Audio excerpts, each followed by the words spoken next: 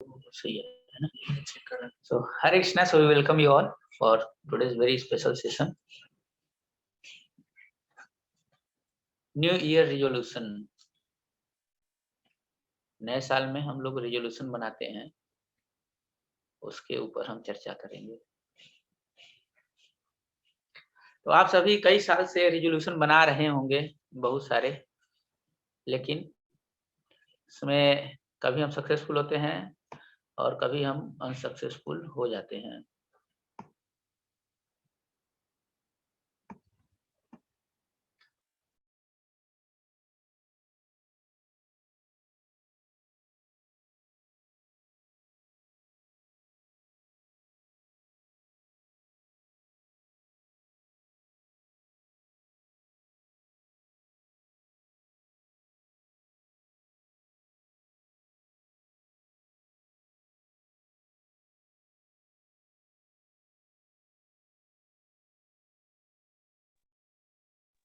सब लोग अपने लाइफ में चेंज चाहते हैं कि हमारे लाइफ में कुछ चेंज हो, एक अच्छा लाइफ हम जी सकें। बहुत सारी दिक्कतें आती हैं, बहुत सारे चैलेंजेस आते हैं, बहुत सारा चीज रहता है। तो हम सब चाहते हैं कि एक ब्लिसफुल लाइफ, हैप्पी लाइफ और फ्रूटफुल लाइफ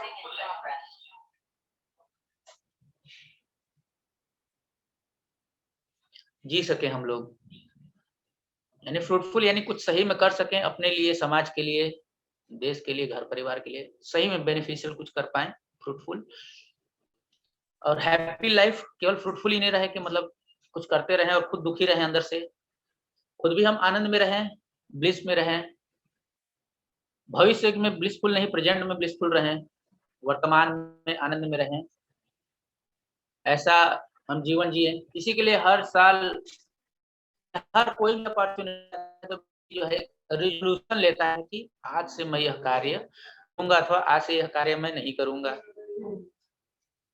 हर व्यक्ति का यह विचार रहता है। जैसे बचपन में हम लोग छोटे रहते थे तो नया साल जब भी आता था, हम लोग तो गांव से थे तो उतना हमको अंग्रेजी में नहीं बोलने आता, तो हैप्पी न्यू ईयर बोलते थे। पहली बार जब मैंने सुना था कि हैप्पी न्यू ईयर कुछ होता है, 1 जनवरी को हैप्पी न्यू ईयर मनाते हैं, हम लोग के गांव में सब कल्चर नहीं था।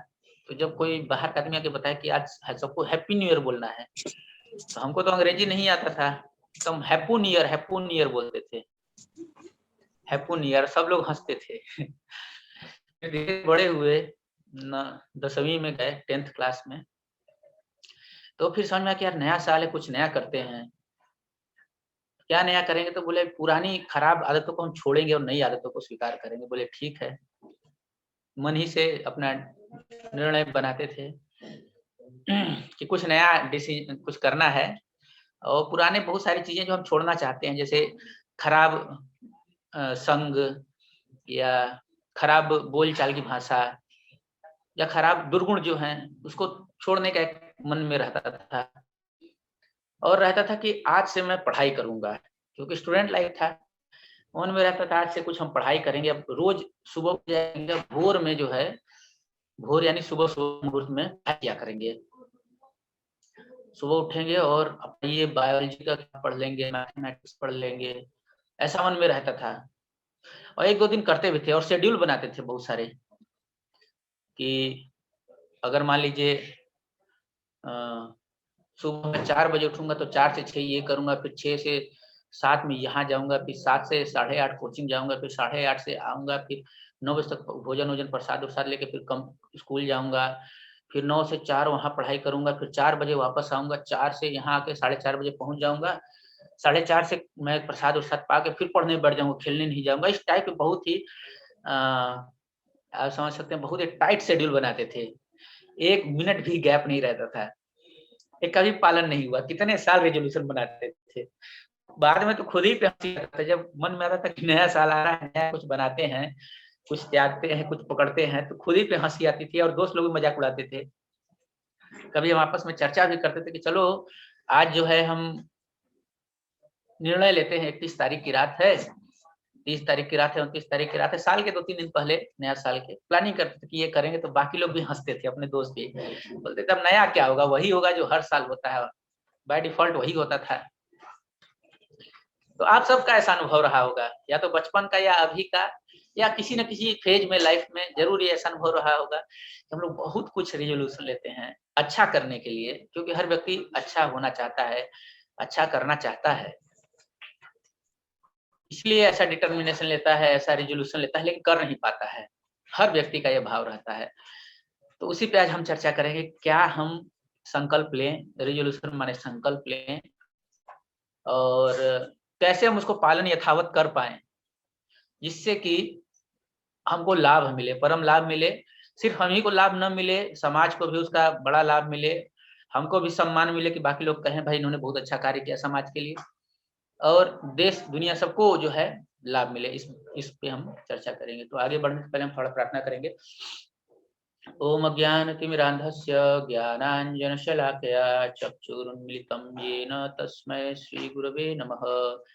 श्रीचैतन्यमनोभीष्टं स्थापितं येन भूतले स्वयं रूपः कदा मह्यं ददाति स्वपदान्तिकम्। नमो विष्णुपादाय कृष्णप्रेष्ठाय भूतले श्रीमते भक्तिवेदांत स्वामी इति नामिने। नमस्ते सारस्वते देवे गौरवाणी प्रचारिणे निर्विशेष शून्यवादी पाश्चात्यदेशतारिणे। जय श्री कृष्ण चैतन्य प्रभु नित्यानंद श्री अद्वैत गदाधर श्रीवासादि गौर भक्तवृंद। हरे कृष्ण कृष्ण कृष्ण हरे हरे, हरे राम राम राम हरे हरे।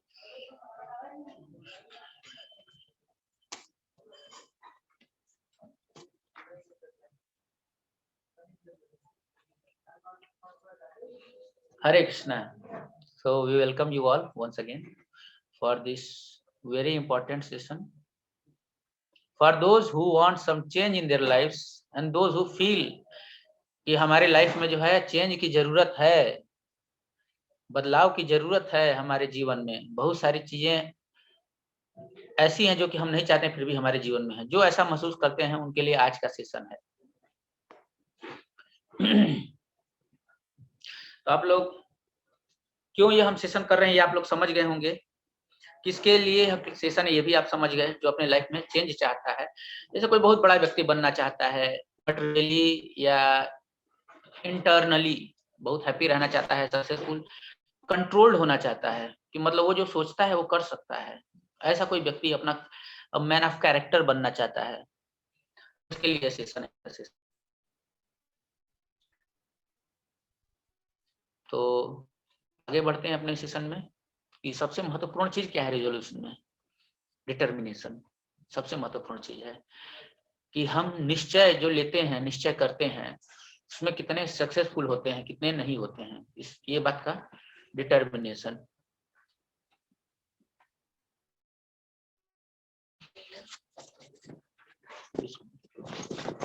तो डिटर्मिनेशन जो है प्रकृति के 3 गुणों पे आधारित होता है। 3 गुण होते हैं प्रकृति के, सत्व गुण, रजोगुण और तमोगुण। तीनों के क्या लक्षण होते हैं वो हम थोड़ा चर्चा करते हैं।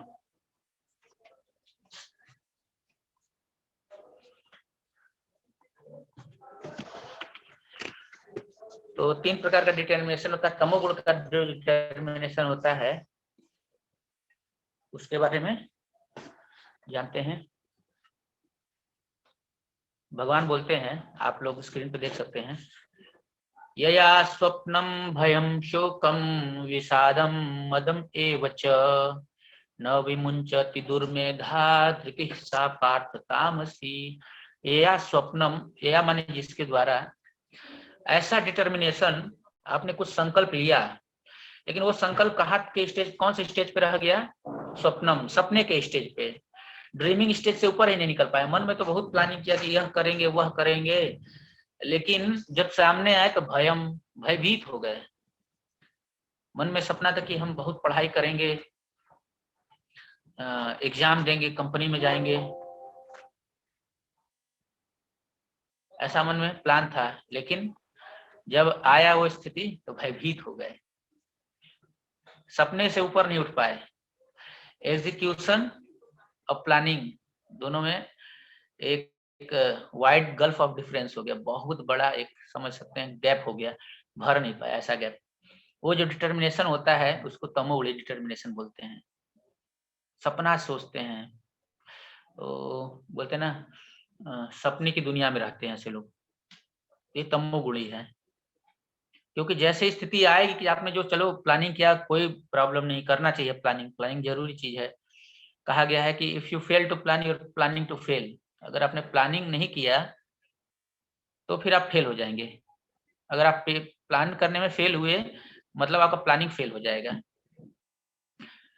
और आप अगर आप प्लान करने में फेल हुए तो आप फेल होने का प्लान कर रहे हैं। If you fail to plan you are planning to fail. तो प्लान करना चाहिए, लेकिन क्या सिर्फ प्लानिंग ही करते रहें? अभी दोनों में बैलेंस भी होना चाहिए, प्लानिंग और एग्जीक्यूशन। सिर्फ प्लानिंग ही करते रहें, मन में सोचते रहें कि हम यह करेंगे, हम वह करेंगे, बहुत बड़ी कंपनी खोलेंगे, बहुत बड़े व्यक्ति बनेंगे, कि उसके लिए नेसेसरी स्टेप्स भी लेंगे। नेसेसरी स्टेप्स कहाँ से लिया जाए?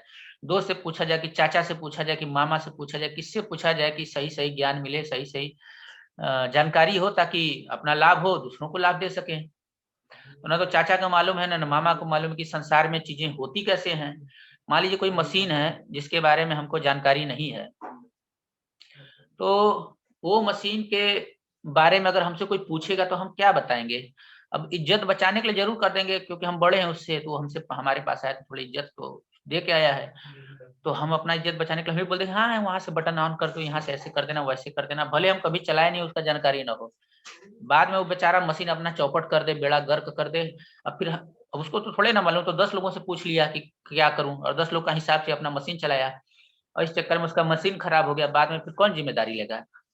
कोई नहीं जिम्मेदारी लेगा। अब वो भी बेचारा किसी को बोल नहीं पाएगा, तो खुद ही को दोषी समझेगा, यार मैं तो पूरा मशीन मेरा बर्बाद हो गया। मनुष्य जीवन भी ये जो शरीर मिला एक मशीन की तरह है। तो कैसे जीना है, कैसे यूज करना है, ये जो प्रकृति है, मटेरियल नेचर है, ये भी एक मशीन की तरह है। इसको कैसे यूज करना है, कैसे बेनिफिट लेना है इससे, इसको कौन जानेगा? साधारण लोग नहीं जान सकते। इसको वही जान सकता है जो उसका मैन्युफैक्चरर हो। प्रकृति को जिसने बनाया, शरीर को जिसने बनाया, कौन बनाया है? जो एथिस्ट क्लास के लोग हैं, एथिस्ट माने नास्तिक।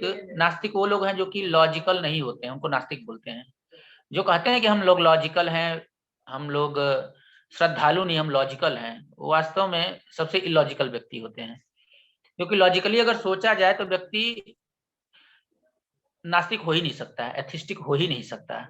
सबसे पहला चीज है, क्योंकि हर चीज के पीछे एक कारण होता है, चाहे कपड़ा किसी का हो, चाहे शरीर हो, वो अपने आप प्रकट नहीं हो जाता है, कोई बनाने वाला होता है उसको, कोई ना कोई कारण होता है। प्रकृति भी आप देखें इतना सुंदर सब कुछ है, अपने आप कुछ नहीं बना है।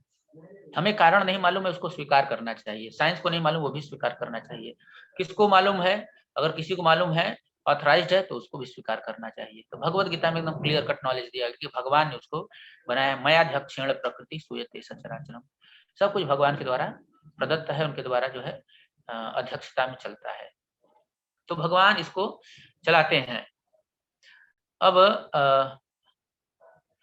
अगला पॉइंट आता है इसमें कि जो व्यक्ति स्वप्नावस्था में रहता है, हमेशा प्लानिंग नहीं करता है, वो तो फेल होगा ही होगा। लेकिन मान लीजिए केवल प्लानिंग ही करते रहें और स्टेज सामने का है उसमें फियर फ्लो के पीछे हट जाएं, तो फिर तो क्या होगा? बाद में फिर लेमेंटेशन होगा। व्यक्ति जो है लेमेंट करेगा, लेमेंट माने दुखी रहेगा, शोक में रहेगा हमेशा, कि काश मैं ऐसा कर लिया होता, उस समय मैं ऐसा, उन्होंने बोला था कि आप ऐसा कर लोगे तो लाभ होगा, काश हम उस समय ऐसा कर लिए होते।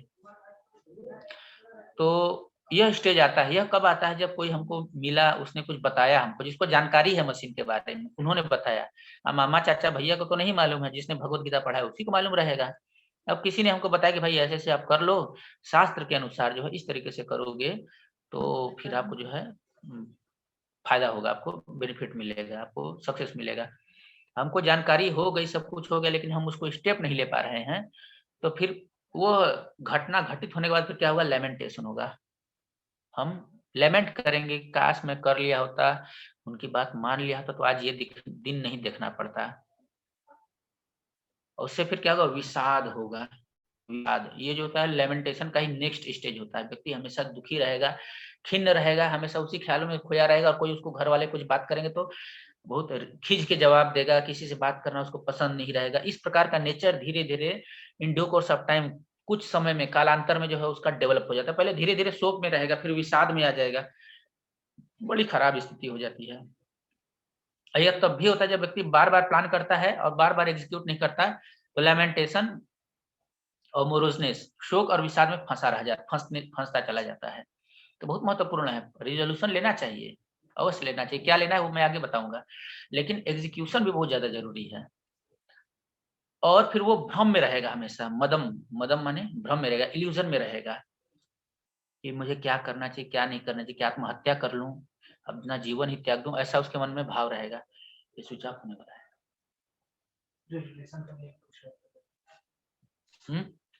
रिज़ॉल्यूशन का अर्थ होता है संकल्प। रिज़ॉल्यूशन का अर्थ होता है संकल्प। हम क्या संकल्प लेते हैं नए साल पे कि आज से मैं अच्छा काम करूँगा, बुरा काम करूँगा, ये सब जो होता है संकल्प होता है। वो चार्जर नहीं है, लाइट नहीं है।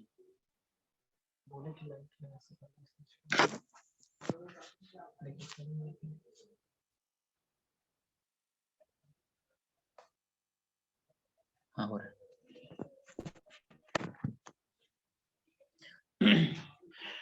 तो रिज़ॉल्यूशन होता है संकल्प। हम लोग संकल्प लेते हैं ना कि इस साल यह करेंगे, वो करेंगे, या कोई ऑकेज़न रहता है, पढ़ाई रहता है, कंपनी में जाते हैं तो कुछ संकल्प लेते हैं कि आज इस कंपनी में गया हूँ, इस कंपनी को मैं यह कर दूँगा, या बिज़नेस खड़ा करते हैं तो संकल्प लेते हैं आज छोटी-सी दुकान खोला हूँ, कल इससे भी बड़ी वो करूँगा।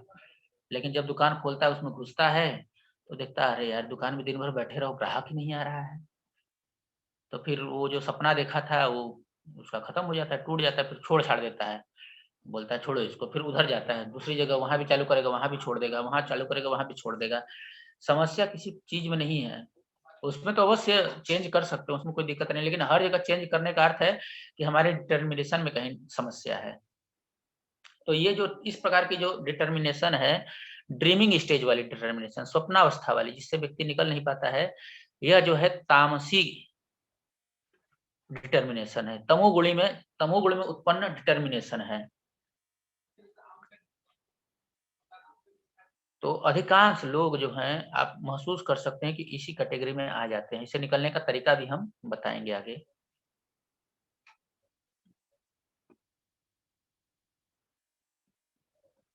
रजोगुणी वो क्या होता है? रजोगुणी डिटर्मिनेशन।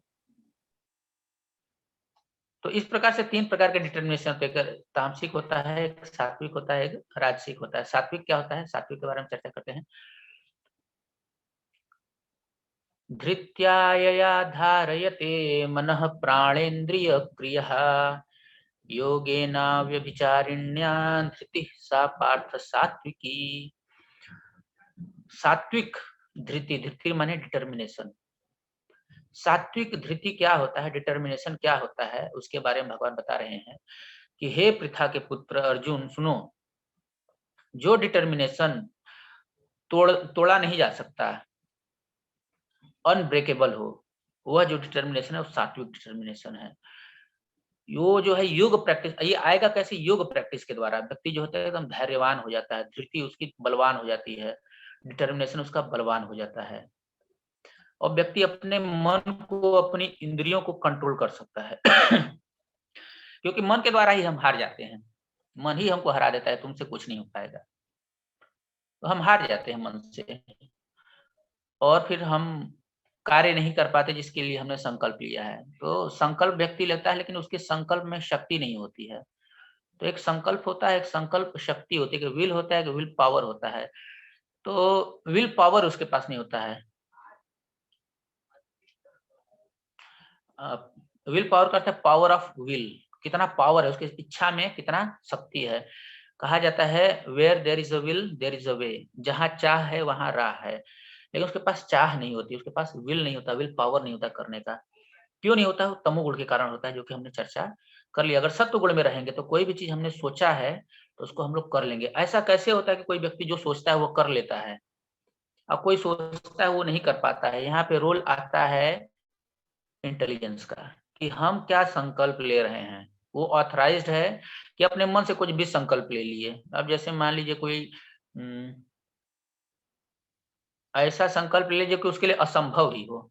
कोई बोल दे कि हम पंख लगा के जो है पंछी जैसा पंख लगाऊंगा और चंद्रमा पे उड़ के चला जाऊंगा।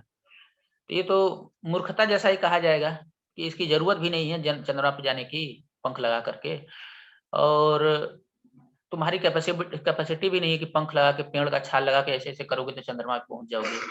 तो बुद्धिमानी से सोच करके कि हम क्या संकल्प ले रहे हैं, इससे क्या बेनिफिट होने वाला है मुझे और मैं क्यों ले रहा हूँ, कारण के साथ जब लॉजिक के साथ किसी चीज को हम विचार करते हैं और उसके बाद इंटेलिजेंस से जो हम लेते हैं उसे फिर कन्विक्शन आता है कि हाँ जो मैं कर रहा हूँ सही कर रहा हूँ। ये जो इंटेलिजेंस वाला स्टेज है शुरू में हमारा डल होता है, तो इसके लिए गुरु का हेल्प लगता है। तो गुरु से हम सुनते हैं, श्रवण करते हैं, शास्त्र पढ़ते हैं, तो ये वाला इंटेलिजेंस वाला पार्ट जो है कवर हो जाता है कि ये चीजें चीजें जो एकदम क्लियर हो जाती है। फिर उसके बाद हम कन्विक्शन बनता है। कन्विक्शन का अर्थ है कि हम कन्विंस हो जाते हैं कि हाँ क्या सही है क्या गलत है, इस पर विश्वास हो जाता है हमको।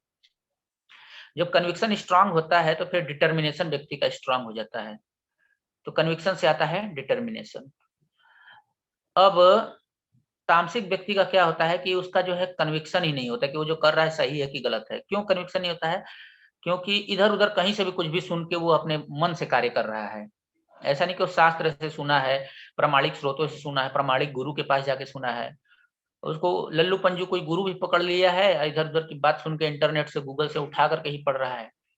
गूगल से अगर गीता पढ़ा जाए, भगवत गीता यथारूप एज इट इज, जैसे वेदाबेस में जो ऐप आप लोग स्क्रीन पे देख रहे हैं, ये वेदाबेस है, तो इसको यूज करेंगे तब तो कोई दिक्कत नहीं है। लेकिन इधर-उधर की वेबसाइट पे जाके ज्ञान लेंगे, यूट्यूब पे इधर-उधर स्पीकर से सुनेंगे, तो फिर जो ज्ञान मिलेगा तो ऑथराइज्ड नहीं है। तो केवल माइंड के द्वारा अगर हम डिसीजन ले लेते हैं, चलो भाई यह करेंगे, तो जो माइंड डिसीजन ले सकता है वो ब्रेक भी कर सकता है। सबसे बड़ा क्लू यहीं पे है, क्योंकि माइंड जो है हमारा शत्रु है, मित्र नहीं है। हर व्यक्ति का माइंड अगर वो शुद्ध भक्त नहीं है तो उसके हार्ट में कैसे पता चलेगा हमारा मित्र है कि शत्रु है? अगर हमारे हृदय में काम, क्रोध, लोभ, मोह, मद और मात्सर्य ये 6 चीजें नहीं है, मतलब हमारा माइंड जो हमारे कंट्रोल में है। काम माने काम का बहुत सारा अर्थ है, जैसे वेल्थ के प्रति, धन के प्रति आकर्षण, स्त्री के प्रति आकर्षण, किसी का भी कुछ देखते हैं तो उसके प्रति आकर्षण, इसको बोलते हैं काम।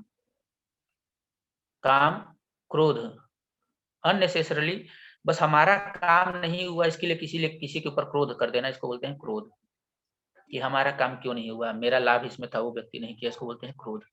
काम, क्रोध, लोभ, लोभ माने लालच, तो लालच जिसका कोई सीमा ही नहीं है। इस प्रकार से अनर्थ होते हैं ईर्ष्या, द्वेष, अहंकार। तो अगर ये सब है किसी में तो मतलब वो उसका मन कंट्रोल में नहीं है। और पक्की बात है कि संसार में कोई भी ऐसा व्यक्ति नहीं है जिसके अंदर ये नहीं है, कोई भी ऐसा व्यक्ति नहीं है, सबके अंदर है ही। इसलिए उसका माइंड जो है उसका सबसे बड़ा शत्रु है। यह बात व्यक्ति को समझ लेना चाहिए। इस बात को अगर हम समझेंगे तभी इंटेलिजेंस का हेल्प लेंगे, तभी गुरुजनों की बात सुनेंगे, नहीं तो हमेशा अपने मन को ही गुरु बना के घूमेंगे और मन हमेशा हमको, क्योंकि शत्रु है। भगवान बोल रहे हैं 6वें अध्याय भगवद गीता के, आत्मनस्तु बंधुरात्मनस्तस्तु येनात्मैव आत्मना जितः अनात्मनस्तु शत्रुत्वे वर्तेत आत्मैव शत्रुवत्। कि जो मन को कंट्रोल कर लिया उसका मन सबसे बड़ा मित्र है, जो नहीं किया सबसे बड़ा शत्रु है मन उसका। तो हम सब के लिए सबसे बड़ा शत्रु है मन। सबसे बड़ा शत्रु ना तो हमारा पड़ोसी है, ना हमारा कंपनी बिजनेस वाला है, बगल वाला बिजनेस जो हमारे कंपटीशन में खड़ा है, न हमारे रिलेटिव हैं, न तथाकथित शत्रु हैं। कोई नहीं है हमारा शत्रु। सबसे बड़ा शत्रु बगल में अपने साथी लेके बैठे हैं, जिसका हम दिन भर जो है राग सुनते रहते हैं। हमको जो भी प्रवचन सुनाता है हम सुनते रहते हैं, हाँ हाँ एकदम सही, एकदम सही, हाँ एकदम यही करूंगा, यही करूंगा। सबसे बड़े शत्रु के साथ दिन भर बैठे रहते हैं और बात करते रहते हैं, लगता है कितना बढ़िया। तो हमको जो है कंट्रोल करना है, उसका हमको नहीं सुनना है। कंट्रोल करने का तरीका क्या है? माइंड को निग्लेक्ट करना है। माइंड को निग्लेक्ट करना उसको कंट्रोल करने का सबसे बड़ा हथियार है। अगर आप हमें माइंड को कंट्रोल करना चाहते हैं उसको निग्लेक्ट कीजिए। सबसे बड़ा हथियार, इससे बड़ा हथियार कुछ हो नहीं सकता। माइंड को निग्लेक्ट करने से बड़ा हथियार, माइंड को कंट्रोल करने वाला कुछ नहीं हो सकता। आप सब लोग अपने को म्यूट कर लीजिए क्योंकि फिर नॉइज आ रहा है। ओके, तो इस तरीके से हम समझ सकते हैं कि मन जो है हमारा, उसके द्वारा अगर हम कुछ प्लानिंग करते हैं तो वो कभी भी सफल नहीं होगा। वो तामसिक और राजसिक ही होगा, जिसमें कि व्यक्ति जो है लाभ नहीं ले पाएगा, उसका रिजोल्यूशन जो है टिका नहीं रहेगा, टूट जाएगा। रिजोल्यूशन टिकेगा कैसे? जो संकल्प लिया है उसने वो कैसे टिकेगा? जब वह सत्व गुण में रहेगा, सात्विक धृति रहेगी, संकल्प रहेगा, तभी वह कर पाएगा। सात्विक कैसे रहेगा? कि वह जो प्रमाणिक स्रोतों से सुने, प्रमाणिक गुरु से सुने, प्रमाणिक शास्त्र भगवत गीता, भागवत आदि ग्रंथों से सुने। इससे जब सुनेगा तो उसका बुद्धि जो है स्थिर होगा। स्थिर बुद्धि से व्यक्ति का कन्विक्शन बनता है, कन्विंस होता है कि हाँ क्या सही है क्या गलत है, उसको जान लेता है प्रैक्टिस करके। और फिर उससे जो उसको पास बल आता है, उससे उसका विल पावर बलवान होता है, डिटर्मिनेशन स्ट्रांग होता है, और फिर वो जो चाहे वह प्राप्त कर सकता है। जो इच्छा संकल्प उसने कर लिया वह कर लेगा, उसमें कोई दिक्कत नहीं आएगा। सबसे बड़ी समस्या, बेसिक चीज हमको नहीं मालूम है, सबसे बड़ी समस्या है। तो यहाँ पे बेसिक क्लियर हो गया कि हमको बुद्धि के बल पे काम करना। बुद्धि हमारी डल है शुरू में। डल क्यों है? क्योंकि हमारी बुद्धि अभी माइंड के कंट्रोल में है। वास्तव में बुद्धि जो है माइंड को कंट्रोल करना चाहिए, लेकिन जब माइंड के अंदर 6 अनर्थ होते हैं तो माइंड बुद्धि को कंट्रोल करके रखता है। 6 अनर्थ क्या है? अभी मैं बताया, काम, क्रोध, लोभ, मोह। तो माइंड जो है बुद्धि को कंट्रोल करके रखता है। तो इस स्टेज में बुद्धि भी माइंड का स्लेव हो जाता है और वही कार्य हमको फंसा देता है। जैसे मान लीजिए चोरी करना है, तो माइंड ने बोला इसके घर में बड़ा पैसा है, चोरी करो। इंटेलिजेंस बोलेगा नहीं नहीं, चोरी करना गलत काम है, बड़ा पिटाई हो जाएगा। माइंड बोलेगा नहीं, मेरे को इतना सब सामान चाहिए, इतना खरीदना, उसके लिए पैसा है नहीं अपने पास, अपने को चोरी करना है। तो इंटेलिजेंस बोलेगा लेकिन वो तो पकड़ाएंगे तो पिटाई होगा। बोला नहीं पकड़ाएंगे, तुम टेंशन मत लो। तुम इंटेलिजेंस बोलेगा ठीक है, क्या करना है? बोले ऐसा रास्ता ढूंढो कि पकड़ाए नहीं। तो बोले ठीक है, इधर से इतने बजे रात को निकलेंगे तो नहीं पकड़ाएंगे। सोचने समझने का शक्ति जो है बुद्धि के पास होता है, और हठ करने का या त्यागने का, किसी चीज को स्वीकार करना है या त्यागना है, यह जो शक्ति होता है ये मन के पास होता है। तो मन यही 2 कार्य करता है। बुद्धि जो होता है सोच समझ सकता है, फिर बुद्धि को अपना दास बना लेता है मन। मन के अंडर में आ गया बुद्धि तो फिर वो हमको फंसा देता है। लेकिन वो जब बॉस बनता है बुद्धि मन का, तो फिर हमको फायदा पहुंचाता है। तो बॉस कैसे बनाना है? गुरुजनों की आज्ञा से। जब गुरुजनों के भारी वचन, गुरु का अर्थ होता है हैवी, जब गुरु के हैवी इंस्ट्रक्शन मन के ऊपर पड़ते हैं तो मन झुक जाता है। और जब मन झुक जाता है तो फिर हम मुक्त हो जाते हैं, बुद्धि की सहायता से पार कर जाते हैं उसको। तो इंटेलिजेंस बेस्ड हमारा डिसीजन होना चाहिए। उस डिसीजन जो है कन्विक्शन बेस्ड जब रहेगा, तो फिर जो हमारा डिटर्मिनेशन रहेगा वो सात्विक रहेगा, तामसिक और राजसिक नहीं रहेगा। अब हम कैसे नेक्स्ट फेज में चलते हैं कि कैसे हम अपने डिटर्मिनेशन को सात्विक बना सकते हैं। तो 5 फार्मूला है, ABCDE। ये 5 चीजें हमको करनी है और हमारा लाइफ जो है एकदम फिट हो जाएगा। क्या है 5? इसी के बाद हम बताएंगे क्या रिजोल्यूशन लेना है सबसे लास्ट में। नए साल के शुरुआत में रिजोल्यूशन रोज सुबह लेना चाहिए कि आज हम ये कर पाए। नए साल से आप लोग शुरू कर सकते हैं। कल एकादशी का दिन है, कल से भी चालू कर सकते हैं। ये क्या है? एसोसिएशन। आप किसके साथ उठते बैठते हैं, इसको माइंड कीजिए। आप किसके साथ उठते बैठते हैं? जिसके साथ आप उठते बैठते हैं वैसा आपका जो है गुण हो जाएगा। अगर आलसी लोग के साथ रहेंगे तो आलसी हो जाएंगे। आलसी माने तामसिक लोग जो है आलसी होते हैं। क्रोधी लोग के साथ रहेंगे तो क्रोधी हो जाएंगे। प्रेमी लोग के साथ रहेंगे तो प्रेमी हो जाएंगे। प्रेमी माने वो गर्लफ्रेंड बॉयफ्रेंड वाला नहीं, प्रेमी माने सबको मीठा बोलने वाला। तो जिसके साथ रहेंगे आप वैसा आपका नेचर हो जाएगा, वैसा आपका गुण हो जाएगा। तो इसके लिए हम एसोसिएशन बहुत इंपॉर्टेंट है। तो अच्छे लोगों का संग करना चाहिए। सत गुण में जाना है आपको, सत्व गुण में, तो सत लोगों का संग करना चाहिए, जिसको सत्संग बोलते हैं, सत्संग, साधुओं का संग। तो यह करना चाहिए आपको। तो आप हमारे व्हाट्सएप ग्रुप में जुड़े हुए हैं तो वहां से आपको बहुत सारे अपडेट्स मिलेंगे, क्लासेस वगैरह यूट्यूब पे, वहां लिंक पे जाके आप लोग सुनते रहिए। नजदीक के कोई अगर मंदिर हो इस्कॉन का तो वहां जाके विजिट कर सकते हैं, साधुओं से मिल सकते हैं और किसी की गाइडेंस में भक्ति कर सकते हैं। ये हो गया एसोसिएशन, बहुत इंपॉर्टेंट है। सिर्फ ऑनलाइन एसोसिएशन नहीं, संभव हो तो ऑफलाइन भी एसोसिएशन लेना चाहिए, नियर बाई टेम्पल जाकर के, इस्कॉन सेंटर अगर है तो वहां जाकर के। दूसरा है बी। बी माने बुक रीडिंग। हम क्या इनटेक करते हैं वैसा ही हमारे अंदर रहेगा। अगर हम गलत किताबें पढ़ते हैं तो गलत विचार होंगे, गलत चीजें देखते हैं यूट्यूब आदि चीजों पे, टीवी पे, तो गलत भावनाएं उत्पन्न होंगी। तो इनटेक क्या है हमारा? हम बुक, हमको अच्छा पढ़ना चाहिए। नॉवेल अगर स्टोरी पढ़ेंगे तो स्टोरी लाइफ में जिएंगे, सपने वाली दुनिया में जिएंगे। अगर जो किताब ही सपने में बनाया गया है, क्या बोलते हैं उसको? हाँ हाँ, लेकिन वो होता क्या है? फिक्शन होता है, फिक्शन। तो फिक्शन बोलते हैं उसको।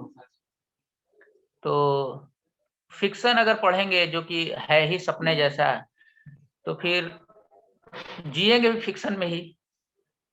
सीरियल देखेंगे सास बहू के, और आजकल राधा कृष्ण भी आ रहा है सीरियल, वो भी फिक्शन है, वो कोई शास्त्र से नहीं है, तो ये तो पूरा फिक्शन ही चल रहा है। तो वो सब देखेंगे तो फिक्शन में ही रहेंगे। तो बुक बुक का अर्थ आप टीवी भी ले सकते हैं, यूट्यूब भी ले सकते हैं, इंटरनेट भी। क्या हमारा इंटेक है? तो इंटेक जो है हमारा अच्छा होना चाहिए, भगवत गीता होना चाहिए, यथारूप भागवतम होना चाहिए। ये जब हम रीडिंग करेंगे और हियरिंग भी कर सकते हैं, तो हमारा जब इंटेक अच्छा रहेगा, what goes around comes around कहावत है कि गीगो कंप्यूटर वाले जो हैं वो जान सकते हैं कि गीगो प्रिंसिपल होता है, गुड इन गुड आउट। अगर अंदर अच्छा जाएगा तो बाहर अच्छा प्रोडक्ट आएगा। अब जैसे किसी कंपनी में प्लास्टिक का मटेरियल बनता है, तो उसका रॉ मटेरियल भी प्लास्टिक ही होता है, तो जो इनटेक होता है वही आउटलेट में वही निकलता है। और मान लीजिए अगर हम गार्बेज इन करेंगे तो गार्बेज आउट होगा, GIGO. Garbage in garbage out, good in good out. कचरा डालेंगे तो कचरा निकलेगा, लोगों से बात करेंगे तो वही उल्टा सीधा बात करेंगे। ज्ञान में लेंगे तो लोगों को ज्ञान वाली चीजें बता सकते हैं, अगर कोई दुखी है तो उसको गाइड कर सकते हैं। तो हमको अच्छा रीडिंग करना चाहिए, ये प्रतिदिन ये सारी चीजें करनी है। 5 चीजें जो है हमको प्रतिदिन करनी है। अब बहुत बिजी है, स्किप हो गया तो अगले दिन कर सकते हैं, लेकिन प्रतिदिन करने से आपका जो है धीरे धीरे डिटर्मिनेशन जो है सत्व गुण में आएगा। पहले तामसिक रहेगा, लेकिन धीरे धीरे जो है सत्व गुण में आ जाएगा, डिटर्मिनेशन आपका सत्व गुण में आ जाएगा। तो ये हो गया बुक। और उसके बाद सी फॉर चैंटिंग। तो चैंटिंग करना चाहिए, भगवान के नाम का जप करना चाहिए। अभी कोई पूछ सकता है कि चैंटिंग से क्या प्रभाव पड़ेगा, तो ये साइंटिफिक है कि अगर कोई भी चैंटिंग करता है तो बहुत ही पावरफुल स्पिरिचुअल वाइब्रेशन जो है उसके माइंड को नरिश करती है, बहुत ही स्पिरिचुअल। और उससे जो है गुडनेस में एक्टिवेट होता है, उसका माइंड जो है गुडनेस में जाता है, इंटेलिजेंस जो है गुडनेस में जाता है। और जब ये दोनों गुडनेस में जाएंगे तो व्यक्ति का डिटर्मिनेशन, उसका लाइफस्टाइल सब कुछ जो है गुडनेस में चला जाता है। ये चैंटिंग बहुत ज्यादा इंपॉर्टेंट है, बल्कि ए और बी जो है इसीलिए है ताकि सी हो पाए। एसोसिएशन साधुओं का, अच्छे लोगों का, पॉजिटिव थिंकर्स का। और बुक, अच्छी बुक रीडिंग, नॉवेल नहीं, फिक्शन नहीं, मूवी नहीं, थिएटर नहीं, अच्छी पुस्तकों का रीडिंग, ये सब इसीलिए है ताकि हम जो है पॉजिटिवली चार्ज हो पाए चैंटिंग करने के लिए। और जब चैंटिंग करेंगे तो बाकी सारी चीजें अपने आप होंगी, आप मोड ऑफ गुडनेस बहुत जल्दी एक्टिवेट हो जाएंगे, बहुत जल्दी। तो चैंटिंग करना चाहिए, भगवान का नाम जप करना चाहिए। हरे कृष्ण कृष्ण कृष्ण हरे हरे, हरे राम राम राम हरे हरे।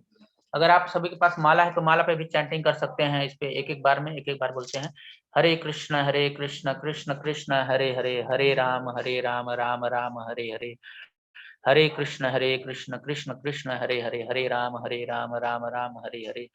हरे कृष्ण कृष्ण कृष्ण हरे कृष्ण हरे, हरे राम राम राम राम हरे हरे। हरे राम राम ऐसे राम करके हरे इसमें 108 हरे मन कृष्ण के होते हैं, कृष्ण कृष्ण हरे हरे राम होते हैं। हरे राम राम राम हरे हरे तो हरे आप लोग कृष्ण 108 बार इसको कृष्ण हरे कम से हरे कम हरे राम जाप कर राम सकते राम हैं। हरे कृष्ण कृष्ण हरे कृष्ण। हाँ, हाँ, तो आप सब लोग जाप करते हैं, मैं जानता हूँ। तो अभी आगे सुन लीजिए।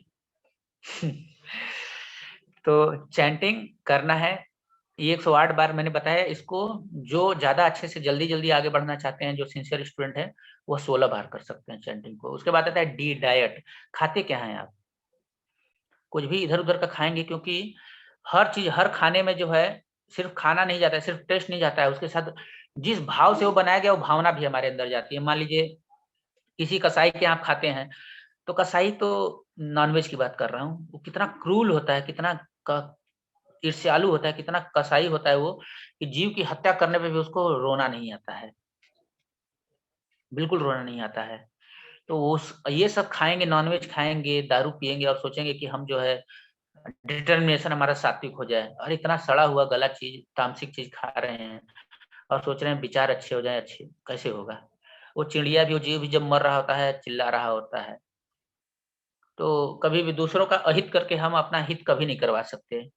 कर्म तो आपको कभी अच्छे से रहने नहीं देगा। तो भोजन बहुत महत्वपूर्ण है, और सिर्फ सात्विक भोजन ही नहीं, बल्कि भगवान को प्रसाद के स्वरूप उसको स्वीकार करना चाहिए, भगवान को भोग लगाना चाहिए।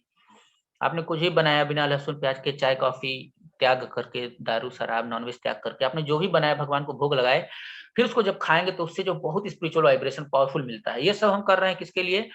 दो चीज, स्पिरिचुअल वाइब्रेशन और स्पिरिचुअल इंप्रेशन। ये स्पिरिचुअल इंप्रेशन आगे आने वाले समय में मैं बताऊंगा कि ये कितना हेल्पफुल है सिर्फ एक अच्छा लाइफ भी जीने के लिए, लाइफ आफ्टर लाइफ, उसके लिए भी बहुत महत्वपूर्ण है गुड इंप्रेशन। तो तीसरा डी क्या है? डाइट, प्रसाद पाना चाहिए। इधर उधर दुकान में जाके बस अपना जिह्वा को सेटिस्फाई करने के लिए कुछ भी उटपटांग नहीं खाना चाहिए। घर में खुद बनाएं, अच्छे भाव से बनाएं भगवान के प्रेम के लिए, और फिर उसको भगवान को भोग लगा के प्रसाद स्वरूप स्वीकार करें। तो ये हो गया आपका डाइट। उसके बाद होता है ई फॉर एंगेजमेंट। कुछ स्पिरिचुअल एंगेजमेंट लीजिए। स्पिरिचुअल एंगेजमेंट जैसे नजदीक अगर कोई टेम्पल है तो वहां जाके झाड़ू पोछा कर सकते हैं, भगवान को स्नान वगैरह करा सकते हैं अगर अनुमति देते हैं वहाँ के पुजारी लोग। तो ये या बुक रीडिंग, अभी बुक डिस्ट्रीब्यूशन, अभी भगवत गीता का सीजन चल रहा है, गीता मैराथन चल रहा है, भगवत गीता बांट सकते हैं अपने क्षेत्र में। या जो आपके अगर क्षेत्र में नजदीक में कुछ गरीब लोग रहते हैं, उनको भूखे रहते हैं, तो जो भोग आप बनाते हैं भगवान का प्रसाद, वो गरीबों में बांट सकते हैं प्रसाद। ये आपके जो गेस्ट आते हैं उनको बांट सकते हैं। ये हफ्ते में भी कर सकते हैं, इकोनॉमिकली आप जैसा भी आपका है। इस तरीके के कुछ एंगेजमेंट हमको ढूंढना चाहिए।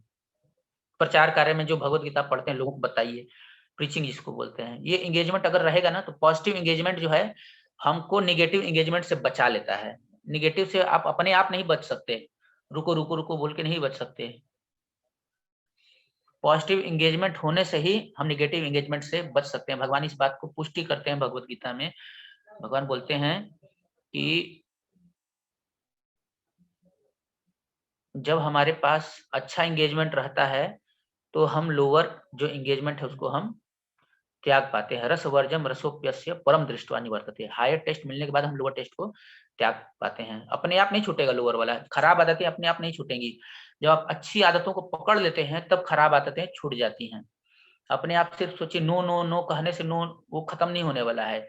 किसी अच्छी चीज को यस यस बोलना पड़ेगा, क्योंकि आपके बॉटल में मान लीजिए पानी है, या आपके मोबाइल में जो है 8 GB का डेटा है, तो आपको कुछ पॉजिटिव डाल देंगे पूरा भर जाएगा, तो नेगेटिव डालने का जगह नहीं बचेगा। आपने मान लीजिए खूब अच्छा अच्छा चीज उसमें लेक्चर डाल दिए हैं, वीडियो डाल दिए हैं, भगवान की कीर्तन डाल दिए हैं, अब खराब चीज उसमें डाल ही नहीं सकते आप। वो मेमोरी फुल बताएगा, बोलेगा मेमोरी फुल मेमोरी फुल। या पानी दूध गिलास है, मान लीजिए गिलास है, उसमें आपने दूध डाल दिया है। अब दूध डाला हुआ है तो उसमें अब बाकी चीज अब डाल ही नहीं सकते आप। या मान लीजिए कुछ खराब चीज डाला हुआ है तो वो डाल ही नहीं सकते कुछ अच्छा चीज। तो भगवान बताते हैं कि सबसे बढ़िया तरीका क्या है, अगर आपको निगेटिव चीज को त्यागना है तो सिर्फ एक ही तरीका, बढ़िया तो छोड़िए, एक ही तरीका है क्या कि आप अच्छी चीज को स्वीकार कर लीजिए। कुछ खराब खाने की आदत है, जैसे जिसको चाय पीने की आदत रहती थी वो क्या करता था, तो वो दूध पीने लगे, दूध में कुछ मसाला डाल ले, जैसे हल्दी हुआ, केसर हुआ, या इलायची हुआ, ये सब कुछ डाल के मसाला, पिस्ता हुआ, काजू हुआ, जो भी है वो अपना डाल के उसको उसको पिए। तो कुछ पॉजिटिव एंगेजमेंट वो भी प्रसाद स्वरूप। तो जब हम अच्छा चीज एंगेजमेंट लेते हैं तो निगेटिव एंगेजमेंट जो अपने आप साइड हो जाए, क्योंकि हम बिजी है ना। अगर हम बिजी रहेंगे अच्छी चीजों में तो निगेटिव चीजों में कभी बिजी नहीं हो पाएंगे। खाली दिमाग शैतान का घर होता है, हम बच जाएंगे उससे। तो इस तरीके से हम जो है पॉजिटिव चार्ज हो सकते हैं 5 योग करने से, ABCDE। एसोसिएशन, गुड एसोसिएशन होना चाहिए, बुक अच्छी होनी चाहिए, फिक्शन नहीं होना चाहिए, साई-फाई भी नहीं होना चाहिए। क्या होना चाहिए? रियल लाइफ होना चाहिए, लाइफ स्टोरी होनी चाहिए, जैसे भागवतम, महाभारत, रामायण, ये ऐसी पुस्तकें होनी चाहिए, भगवत गीता। और सी माने चैंटिंग होना चाहिए। रोज सुबह उठ के सुबह जप कर लें भगवान के नाम का, पूरा दिन आपका पावरफुल हो जाएगा, ये बात पक्की है। और कल का दिन तो और पावरफुल है, कल एकादशी है।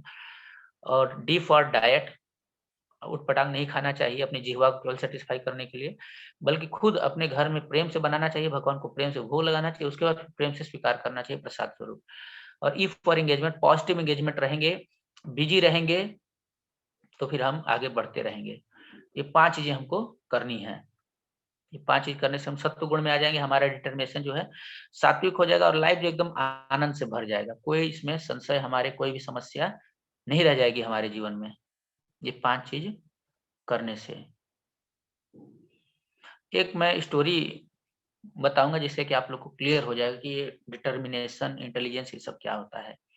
आप सभी लोगों ने सुना हुआ है ये स्टोरी। एक कैप सेलर था, टोपी बेचने वाला, सबको टोपी पहनाता था वो। एक बार क्या हुआ, गांव से जा रहा था टोपी बेचने के लिए, तो सो गया, दोपहर का समय था, थका हुआ था, सो गया और टोपी रखा था नीचे, पेड़ में बंदर थे, वो आए, सब टोपी लेके चले गए। और ये जब उठा तो देखा सारा टोपी उसका गायब है।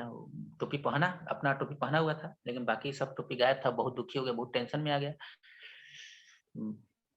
अब सोचिए, ऐसी अगर समस्या हमारे जीवन में आ जाए तो 3 प्रकार के लोग होते हैं जो कि इसी समस्या को 3 तरीके से समाधान करेंगे।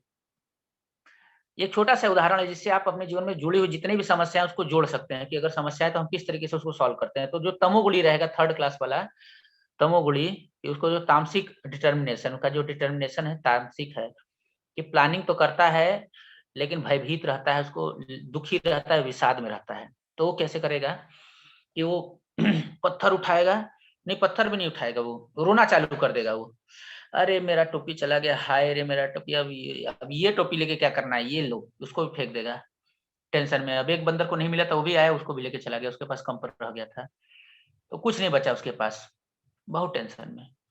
ये हो गया तामसिक डिटर्मिनेशन। मतलब समस्या आएगी तो इतना परेशान हो जाएगा, इतना टेंशन में हो जाएगा कि रोता रहेगा और जो कुछ है वो भी गंवा बैठेगा।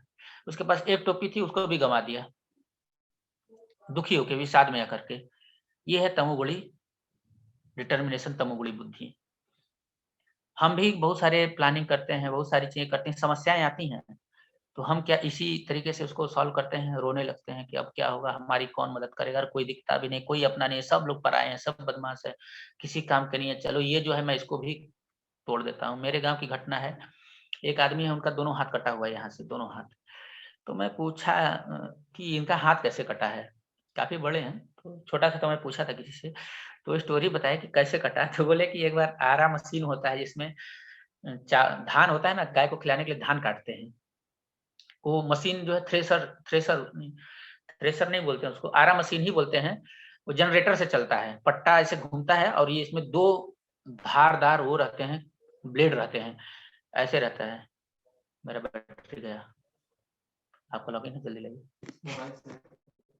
हाँ, ले लिए, हाँ, ले लिए।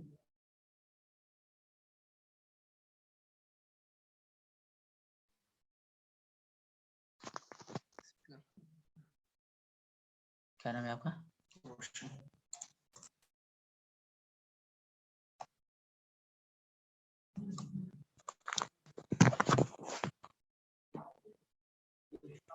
कहाँ गया?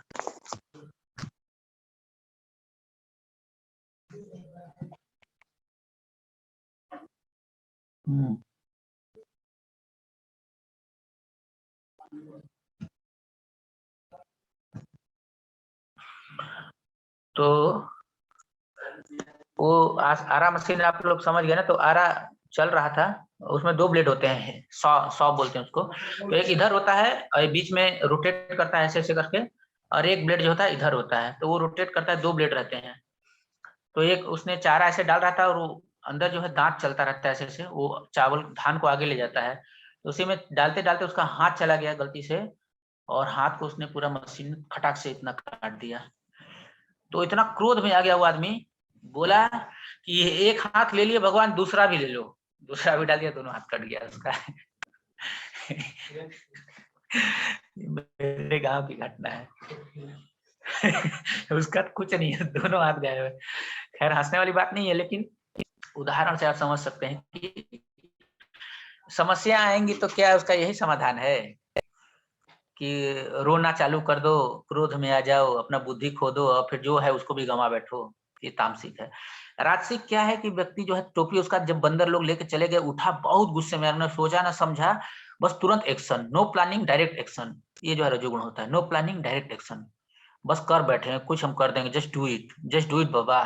तो ये जो है राजसिक है। जस्ट डू इट नहीं, think before doing it, always think before doing it.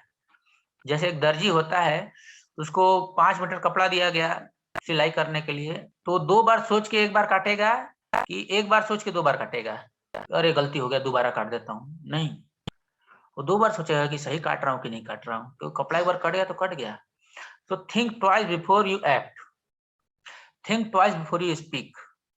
Think twice before you think. ये जो है अलग अलग स्टेज पे जो है हमारा सत्वगुण का लक्षण है। अब think twice before you think, ये तो समझ में नहीं आया हुआ कई लोग को। इसका अर्थ ये है कि जो मैं सोच रहा हूँ, क्या मैं सही सोच रहा हूँ? क्या ऐसा सोचना चाहिए? किसी का अहित सोचना, किसी के बारे में खराब सोचना, क्या ये सही सोचना है? क्या मेरे मन में ऐसा चल रहा है, भगवान को पसंद आएगा? इस बात को हमको सोचना चाहिए कि क्या मैं सही सोच रहा हूँ। तो think twice before you think, speak और एक्शन वाला तो आप लोग समझ ही गए होंगे। तो वो तुरंत उठा, देखा मेरा टोपी गायब, कौन चुराया? देखा ऊपर बंदर, ले पत्थर उठाया, मारना चालू किया। अब बंदर लोग क्या करेंगे? भाग जाएंगे वहां से। भाग गए, सारा टोपी खत्म। थोड़ा सोच लिया होता, विचार कर लिया तो शायद उसका समाधान हो गया रहता, लेकिन वो क्या है, तुरंत क्रोध में आ गया और फिर एक्शन कर दिया विदाउट थिंकिंग। ये स्टेज में भी कई लोग होते हैं, विचार नहीं करते, समस्या आती है तुरंत घबरा जाते हैं और जल्दबाजी में एक्शन कुछ ले लेते हैं। वो खतरनाक होता है। अगर समझ में ना आए तो कुछ एक्शन नहीं लेना चाहिए, वो ज्यादा सही होता है। एक्शन नहीं लेना चाहिए, रुक जाना चाहिए। किसी ऐसे व्यक्ति के पास जाके थोड़ा विचार कर, कितना भी जल्दबाजी हो, ट्रेन ही क्यों ना छूट रहा हो, छोड़ देना चाहिए। अगर नहीं पकड़ने लायक है तो छोड़ दो, जान नहीं जाना चाहिए। तो रजोगुणी जो होता है ये भी बहुत घातक होता है। उसके बाद आता है सत्वगुणी। सत्वगुणी क्या है कि व्यक्ति जो है विचार करता है कि अच्छा ये समस्या है, ओके ठीक है, ये समस्या ये है तो इसका समाधान क्या होगा। देखिए समाधान हर समस्या का होता है। हो सकता है मनुष्यों के पास ना हो, लेकिन भगवान के पास हर समस्या का समाधान है। हर ताले की चाबी भगवान के पास है, मास्टर की रखते हैं भगवान। तो कुछ ना समझ तो उनकी शरण में चले जाएं, भगवान के भक्तों की शरण में चले जाएं, कुछ ना समझ में आए तो। लेकिन विचार हमेशा करना चाहिए, कुछ भी कार्य करने से पहले तो विचार कर लें। तो वो जब तीसरा कैटेगरी वाला जो सात्विक कैप सेलर था, टोपी बेचने वाला व्यक्ति, तो वो जब उठा तो देखा बंदर मेरा टोपी लेके चले गए। उसने विचार किया कि अब क्या किया जाए। तो उसने प्रॉब्लम को एड्रेस किया, उसने सोचना चालू किया कि अच्छा मेरा टोपी गायब है, मुझे टोपी चाहिए क्योंकि मुझे बेचना है, तभी मेरा घर का इनकम चलेगा। ओके वेरी नाइस, तो टोपी चाहिए ही चाहिए, नो डाउट। अच्छा अभी टोपी कहाँ से लेना है? बंदर लोग से लेना है। बंदर लोग कैसे होते हैं? तो बंदर लोग तो बड़े बदमाश होते हैं, उटपटांग काम करते हैं। अच्छा उटपटांग काम से आए ये लोग नकल बहुत ज्यादा करते हैं। अच्छा नकल भी करते हैं, एक का सब नकल करते हैं? बोले हाँ। अच्छा मतलब मैं भी कुछ करूंगा तो उसका नकल कर सकते हैं, अगर मैं टोपी फेंकूं तो वो भी फेंक सकते हैं? बोले हाँ। अच्छा है, चलो ट्राई करते हैं, एक बार हो गया तो हो गया काम। तो उसने अपना टोपी फेंका तो दूसरा बंदर भी नकल किया, उसका देख के तीसरे किया, सारा टोपी वापस आ गया। कोई भी समस्या हो, अगर हम सात्विक हैं तो उसको हम समाधान कर सकते हैं। सबसे ज्यादा चांस अगर समाधान करने का कोई रखता है तो सात्विक व्यक्ति ही रहता है। इसको ब्राह्मण बोला जाता है, समाज में ब्राह्मण बोला जाता है। जो राजसिक होता है उसको क्षत्रिय बोला जाता है, और जो तामसिक होता है उसको शूद्र बोला जाता है, और जो राजसिक और तामसिक ये दोनों के बीच में होता है उसे वैश्य बोला जाता है। ब्राह्मण, क्षत्रिय, वैश्य और शूद्र गुणों के आधार पे होते हैं, जन्म के आधार पे सिर्फ नहीं होते। सिर्फ और सिर्फ जन्म के आधार पे नहीं डिसाइड होता, गुण के आधार सबसे ज्यादा प्रधानता होती है। कोई व्यक्ति चाहे तो ब्राह्मण बन सकता है, विचारशील बन सकता है, विद्वान बन सकता है, या आज के लैंग्वेज में बोले तो टीचर बन सकता है, एक फिलोसफर बन सकता है मॉडर्न लैंग्वेज में। लेकिन सबसे बड़ी समस्या क्या है कि एक खराब नाम दे दिया जाता है शास्त्रों की, इसमें ये बताया, जातिवाद बताया गया, वो बताया गया। अंग्रेजी में उसी को बोल देते हैं फिलोसफर, तो लगता है हाँ बहुत अच्छा है, बहुत बढ़िया है। लर्नेड स्कॉलर बोल देते हैं तो बहुत अच्छा है। उसी को हिंदी में बोल दीजिए, ब्राह्मण संस्कृत में बोल दीजिए तो खराब लग जाता है। लेकिन ऐसा नहीं है, वो समझना चाहिए, विचार करना चाहिए। सात्विक व्यक्ति ही भी ऐसा समझ सकता है। जो राजसिक तामसिक रहेंगे बोलेंगे ऐसा लिखा है शास्त्र में, चलो फाड़ देते हैं, तोड़ देते हैं, लात मार देते हैं शास्त्र को, तो उससे नहीं होगा। तो शास्त्र को समझ करके, साधु गुरु शास्त्र ये तीनों को पालन करते हुए जब हम कार्य करते हैं तो वो डिटर्मिनेशन वाला स्टेज में जाता है, सात्विक डिटर्मिनेशन, और हमारा जो रिजोल्यूशन होता है सफल होता है। तो इस तरीके से आप लोग संकल्प ले सकते हैं आज कि हम 5 कार्य करेंगे। क्या 5 है? ए फॉर एसोसिएशन, अच्छा संग करेंगे। B for book reading, Bhagavatam Bhagavad Gita आदि ग्रंथों को पढ़ेंगे। सी फॉर चैंटिंग करेंगे और डी फॉर डाइट लेंगे प्रसाद स्वरूप। और ई फॉर एक पॉजिटिव एंगेजमेंट, स्पिरिचुअल एंगेजमेंट हम ले लेंगे। आप यह कार्य करेंगे 5 चीजें, तो उसके बाद आपका चाहे बिजनेस हो, चाहे आप स्टूडेंट हो, चाहे कोई भी चीज हो, आपका जो है उसका समाधान मिलेगा। उसके लिए अलग से फिर आपको सोचना नहीं रहेगा, भगवान खुद ही इंस्पायर कर देंगे। अब मान लीजिए नहीं कर रहे हैं, आपके सिंसियरिटी में कहीं कमी है, तो आप भक्तों के संपर्क में ही वो आपको हेल्प करेंगे। तो इसके साथ ही हम आज का सेशन जो है आप लोग को मौका देते हैं स्पीक। आप लोग का अगर कोई क्वेश्चन है उसमें you can speak, you can ask your question. और एक क्वेश्चन है प्रभु आप जी। लोग अपने हाथ खड़े कर सकते हैं अगर प्रश्न पूछना है तो। Thank you. हरे एक Krishna. So now you can unmute yourself, whoever is raising their hand. So Prashant Kumar Shah ji, you can ji, ask your question. आपने 6 गुणों का चर्चा किया, काम, क्रोध, लोभ, मत्स्य, तो वो आप फिर से रिपीट कर सकते हैं? हाँ फिर से बोलिए। आपने 6 गुणों का चर्चा किया, हाउ टू कंट्रोल योर, जिससे कि माइंड कंट्रोल में नहीं होता है, जैसे काम, क्रोध, लोभ, मत्स्य, उसका चर्चा आप फिर से कर सकते हैं? हाँ तो 6 अनर्थ होते हैं, ये हमसे कंट्रोल में नहीं आएंगे। चैंटिंग से ये सारी चीजें जो है कंट्रोल हो जाएंगी। चैंटिंग करने से ये सारी चीजें कंट्रोल हो जाएंगी। क्या 6 चीजें हैं? काम, काम माने स्त्री के प्रति आकर्षण जो होता है, काम का एक नाम होता है, काम वासना बोलते हैं। या धन के प्रति अति आकर्षण, उसको काम बोलते हैं। तो काम, भौतिक चीजों के प्रति अत्यधिक आसक्ति, काम वासना बोलते हैं उसको। क्रोध, काम जो है पूरा नहीं होता है तो उससे क्रोध आ जाता है, अब पूरा हो जाता है उससे लोभ हो जाता है। तो तीसरा है लोभ, हर लाभ पे लोभ होता है। हर काम वासना जब संपूर्ण होती है व्यक्ति को लोभ बढ़ता जाता है, काम, क्रोध, लोभ। मोह माने इल्यूजन, उसको सही गलत का निर्णय नहीं ले पाता है।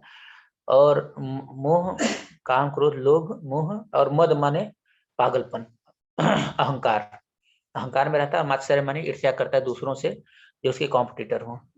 तो ये हर व्यक्ति में है। मैं इसलिए बताया क्योंकि कोई व्यक्ति यह ना समझ ले कि मेरा मन तो मेरे कंट्रोल में है, तो यह बात न समझ ले, ऐसा सोच न ले। इसके लिए मैं बताया कि देखिए भाई, अगर ये 6 चीजें पाई जाती है तो आपका मन आपके कंट्रोल में नहीं है, सीधी सी बात। इसके लिए मैंने बताई। बाकी इस पे हम ज्यादा कुछ कर नहीं सकते, केवल चैंटिंग कर सकते हैं, जिससे ये सारी चीजें जो है पहले तो धीरे धीरे कंट्रोल में आएंगी, कम होती जाएंगी और फिर अंत में खत्म हो जाएंगी। केवल चैंटिंग से हो सकता है। तो चीज और छूट रहा है प्रभु जी। हाँ बोलिए। काम, क्रोध, लोभ, मद, मोह, और 2 चीज और छूट रहा है 6 में।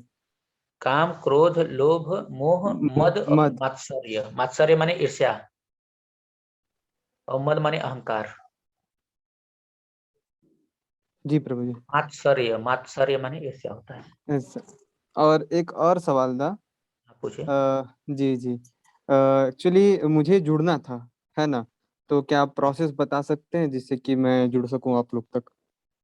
हाँ, आपको मेरा नंबर मिलेगा, वो जी। डाला गया है चैट बॉक्स में, आप लोग मुझे कॉल कीजिएगा, ठीक है, जुड़ जाएंगे। ओके। Okay okay okay. तो श्याम प्रभु ने चैट बॉक्स में आप देखेंगे तो उन्होंने नंबर डाले हैं, आप लोग वहां से जुड़ सकते हैं। ओके, शालू सिंह जी आप अपने क्वेश्चन पूछ सकते हैं।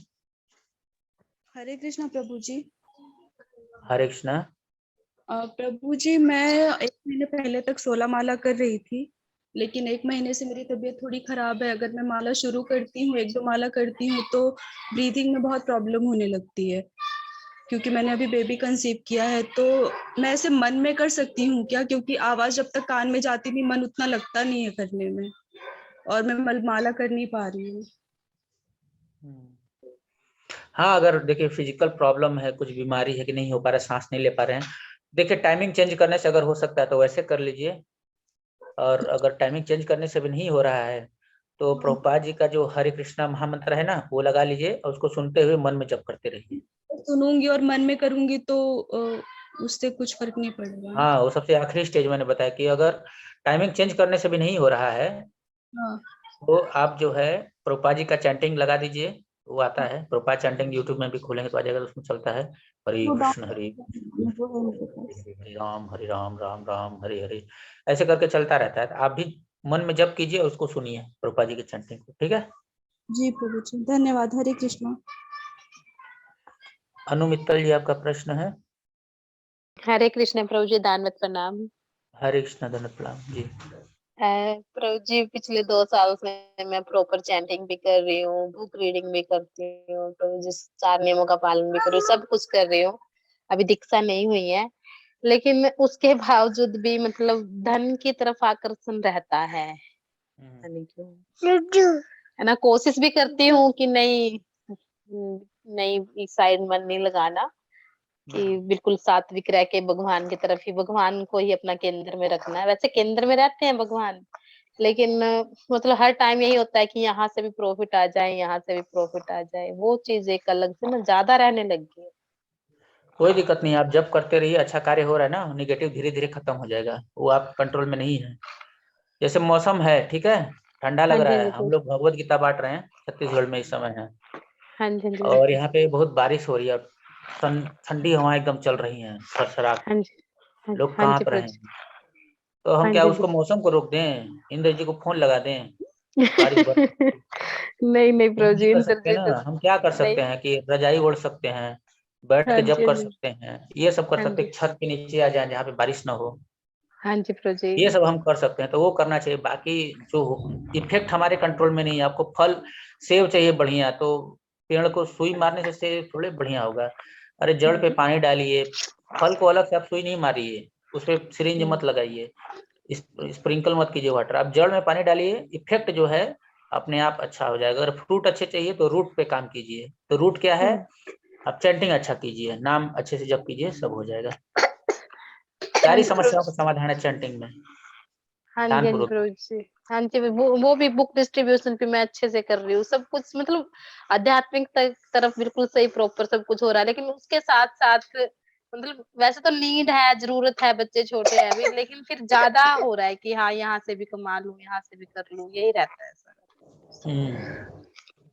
बस यही था कि ये क्या मैं गलत रास्ते पे जा रही हूँ, या फिर ये होता ही है सबके नहीं, साथ ही है। देखिए हम लोग भौतिक संसार में जितने लोग हैं सब गलत ही हैं, उसका कोई हाँ जी डाउट नहीं प्रभु है, जी, लेकिन कोई दिक्कत नहीं है।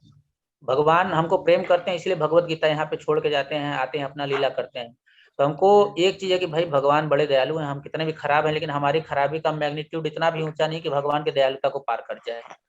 भगवान की जो ठीक है। दयालुता है हमसे कहीं ज्यादा महान है हमारे बदमाशी से, तो हम लोग बदमाश हरी लोग हैं, बोल, बात, हरी भगवान बोल, बहुत ज्यादा दयालु है, ठीक है। हरी बोल। ठीक है प्रभु जी, थैंक यू प्रभु जी, भगवान हरे सुमेरु कृष्ण। जैसे दयालु है, और हम लोग का जो बदमाशी है वो सरसों के दाने जैसे छोटा है, तो कोई टेंशन नहीं है, बस हरी बदमाशी अब बोल। नहीं करना है, अब भक्ति करना है। ठीक है प्रभु जी, ठीक है, थैंक यू प्रभु हरे जी, हरे कृष्णा, धन्यवाद प्रणाम।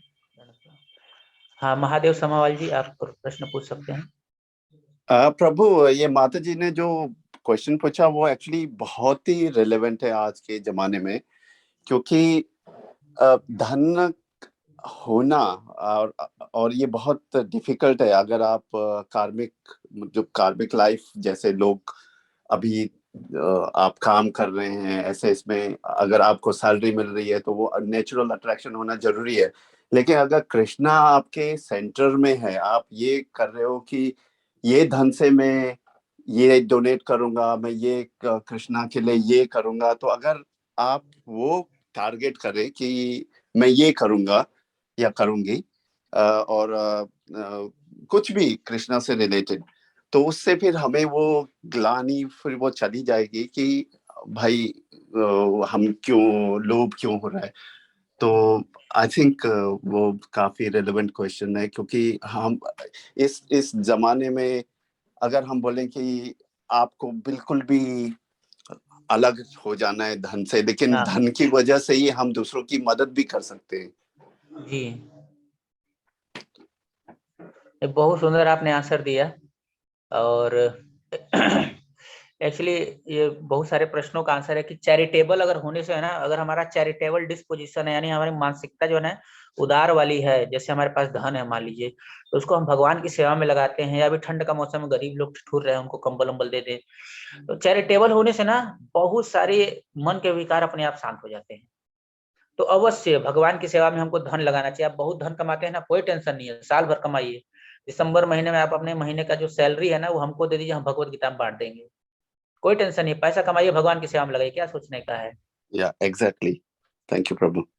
जी, बहुत अच्छा आंसर है, आपने एकदम प्रैक्टिकल आंसर दिया, तो मैं आपको धन्यवाद देना चाहूँगा, बहुत प्रैक्टिकल, क्योंकि आप उस फील्ड में हैं और आप वैसा कर रहे हैं, आपने हमको बहुत सहयोग किया इस बार, भगवत गीता बाँटने में, आपने फाइनेंशियली सपोर्ट किया और हमारी टीम को भी आपने ऑनलाइन बहुत सारा सपोर्ट कर रहे हैं, तो ऑफ कोर्स आपका आंसर बहुत ज़्यादा प्रैक्टिकल है और लोगों को बेनिफिट करेगा।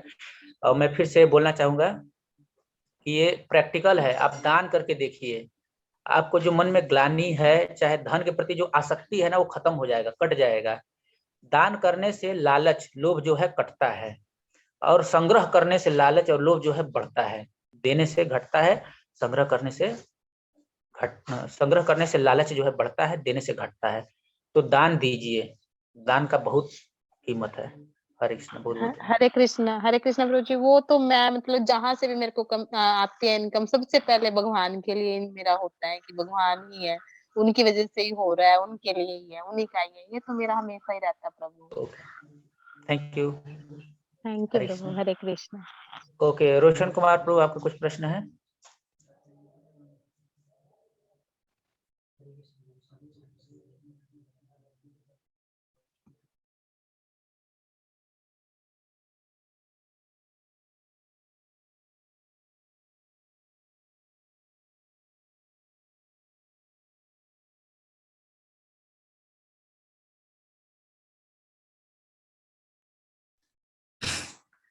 हरे कृष्ण प्रभु जी, दंडवत प्रणाम।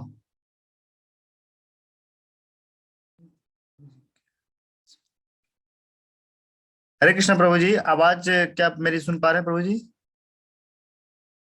क्योंकि मैं आपका आवाज नहीं सुन पा रहा प्रभु जी। हाँ हाँ, सुनाई दे रहा है, सुनाई दे रहा है, बोलिए। हरे कृष्ण प्रभु जी।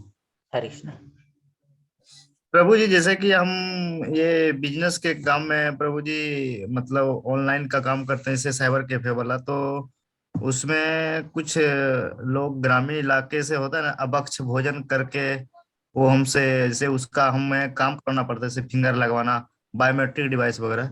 और मैं एकादशी का व्रत रखता हूँ प्रभु जी, तो क्या उसे टच करना जरूरी है या फिर क्या उसका काम नहीं करूँ प्रभु जी? मैं संकोच हो बना है बराबर ये। तो इसके लिए मेरे गुरु महाराज एक चीज बोलते हैं कि जितना आपका जो प्रोफेशनल लाइफ है उसको मेंटेन करना जरूरी है, क्योंकि आपका घर परिवार जिम्मेदारियां हैं, लेकिन आप उतना ही कीजिए जितना कि आपको मतलब कंपनी से कहा जा रहा है। मान लीजिए 9 से 9 आपका ड्यूटी है एग्जाम्पल के लिए, तो उतने समय ही केवल मटेरियलिस्टिक लोगों के साथ, कर्मी लोगों के साथ जो है आपका संबंध होना चाहिए, उसके परे नहीं होना चाहिए, उसके बाद जो है बिल्कुल नहीं होना चाहिए, जीरो होना चाहिए। तो मटेरियल लाइफ भी बैलेंस रखिए, मतलब किसके लिए, क्योंकि रोजी रोटी उसी से चल रही है, बस इसी मानसिकता के साथ, बाकी उन लोगों से बिल्कुल दोस्ती यारी नहीं रहना चाहिए। एकादशी हो चाहे कोई भी दिन, अगर हमको इस संसार से निकलने का है, एक बढ़िया जीवन जीने का है, तो इस तरीके से हमको बैलेंस करना पड़ेगा। जी प्रभु ठीक जी, है। तो खैर लेकिन प्रभु जी हम लोग टाइमली वाला नहीं ना प्रभु जी, जैसे कि होता है कि कभी कभी सर्वर लिंक भाग जाता है, तो मेरा तो ये पर्सनल का है, तो उसमें क्या करूं?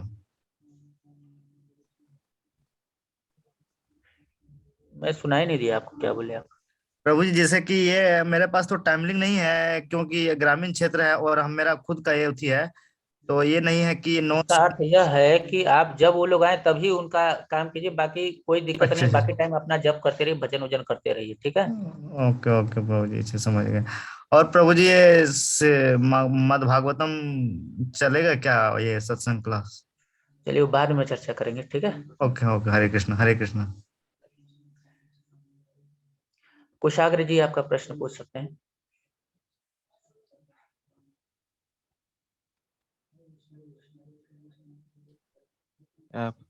हरे कृष्ण प्रभु जी। हरे कृष्ण।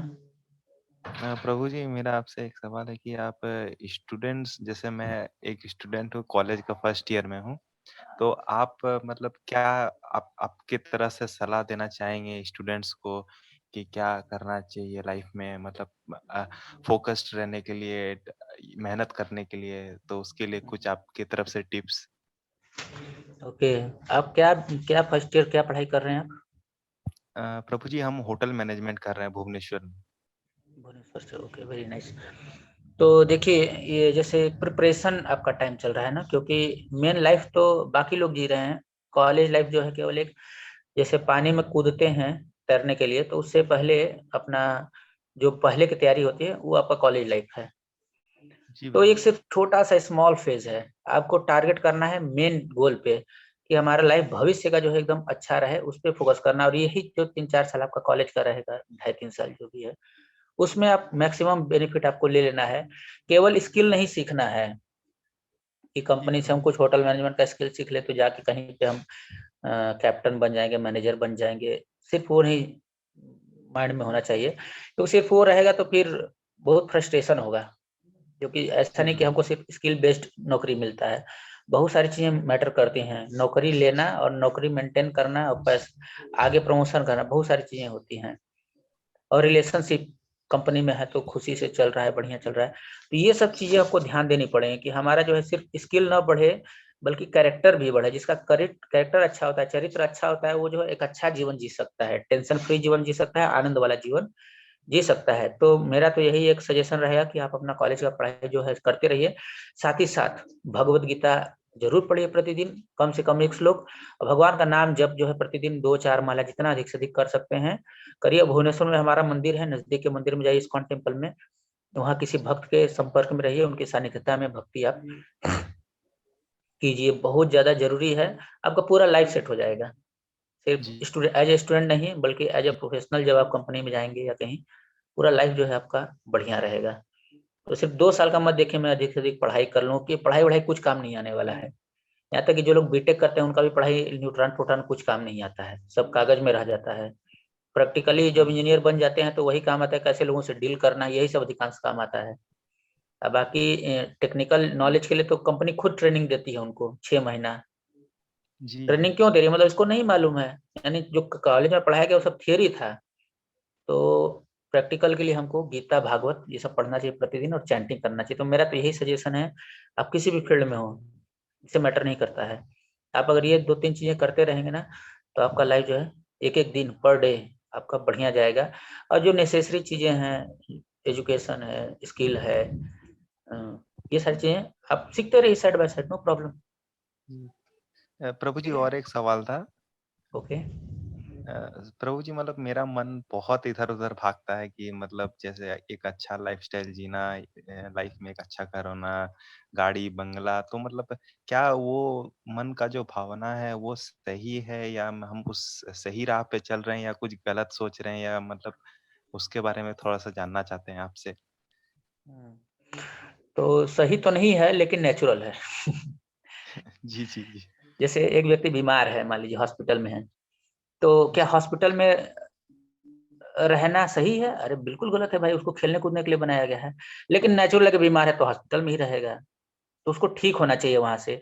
जैसे कुछ लोग का इच्छा रहता है बहुत धनी हो जाएँ या विदेश में जाके रहें, ऐसी बड़ी इच्छाएँ होती हैं, लेकिन उसके पीछे का जो इम्पेटस होता है वो यही रहता है कि हम सुखी रहें, आनंद में रहें। अब उनको लगता है कि इस कार्य में मेरे को आनंद मिलेगा तो इंजीनियरिंग कर लेते हैं, किसी को लगता है हम कलेक्टर बनने से आनंद में रहेंगे तो वो करते हैं। लेकिन वास्तव में शास्त्रों में बताया कि आप कुछ भी करके आनंद प्राप्त नहीं कर सकते। आनंद कहीं बाहर की चीज में नहीं, आनंद जो है अंदर है, क्योंकि अंदर ही भगवान बैठे हैं और भगवान ही सच्चिदानंद विग्रह हैं। तो आनंद अंदर है, लेकिन आनंद के ढूंढने के लिए व्यक्ति बाहर वैसे ही भागता है जैसे एक हिरन जो है, उसकी नाभि में कस्तूरी होता है लेकिन उसकी सुगंध को वो बाहर ढूंढता रहता है। तो जी, सही तो नहीं है लेकिन नेचुरल है, लेकिन इस बात को आप समझ जाएंगे जब भक्ति करने लगेंगे तब। और पैसा वैसा होना कोई खराब चीज नहीं है, उसको गलत उपयोग करना गलत है। तो पैसा हो आपके पास बहुत अच्छा है, करोड़पति अरबपति बनिए, बहुत पावरफुल व्यक्ति बनिए, भारत के प्रधानमंत्री बनिए, लेकिन ये सब करने के बाद आपको क्या करना है, भगवान की सेवा में इसको लगाइए। अगर प्रधानमंत्री बन जाइए, पूरे देश को जो है भक्तिमय कर दीजिए, हर जगह भगवान की कथा चालू करवा दीजिए, इस प्रकार से कार्य करना चाहिए, हर चीज भगवान से जोड़ करके। जी, जी ठीक है, प्रभु जी। जी, धन्यवाद। हरे कृष्ण।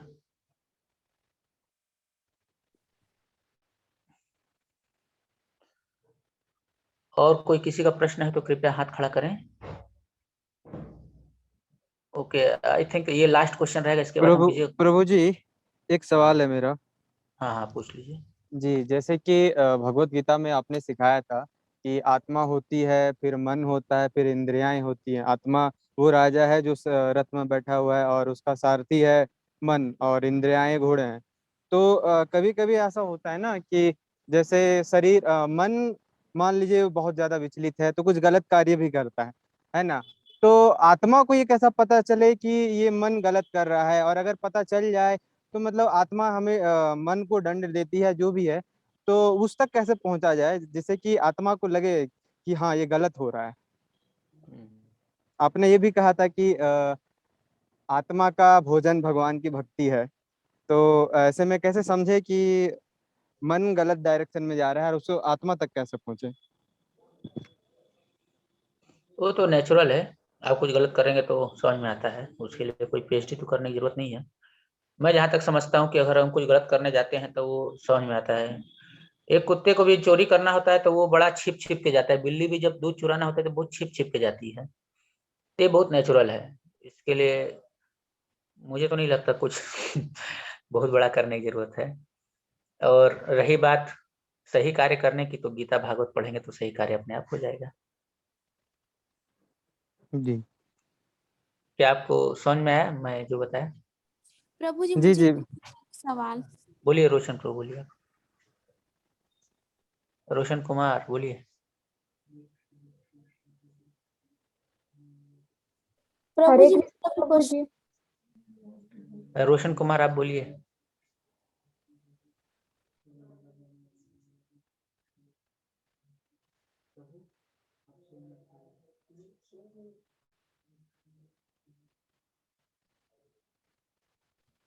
अच्छा हरे हिमाक्षी जी कृष्ण आप प्रभु बोलिए। जी। हरे कृष्ण प्रभु जी, मैं हिमाक्षी बोल रही हूँ। हाँ बोलिए।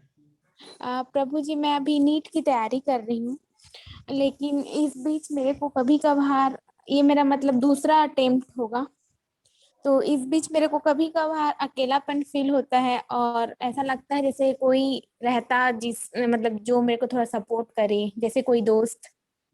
तो इसके लिए क्या करूँ? भगवत गीता पढ़िए। और जैसे अ, मतलब किसी दोस्त के ऊपर भरोसा करना सही है कि नहीं, ये समझ नहीं आता।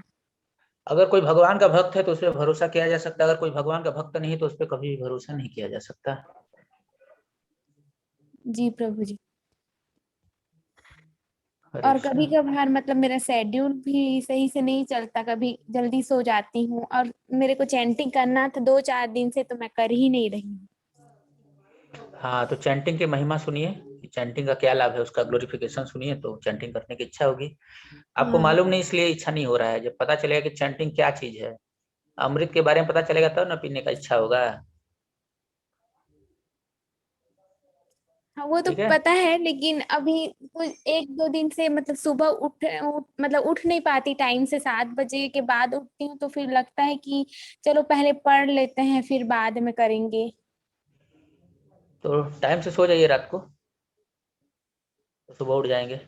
सबसे पहला काम, जो सबसे महत्वपूर्ण काम होता है उसको सबसे पहले करना चाहिए। सबसे महत्वपूर्ण काम को सबसे पहले करना चाहिए, कभी टालना नहीं चाहिए।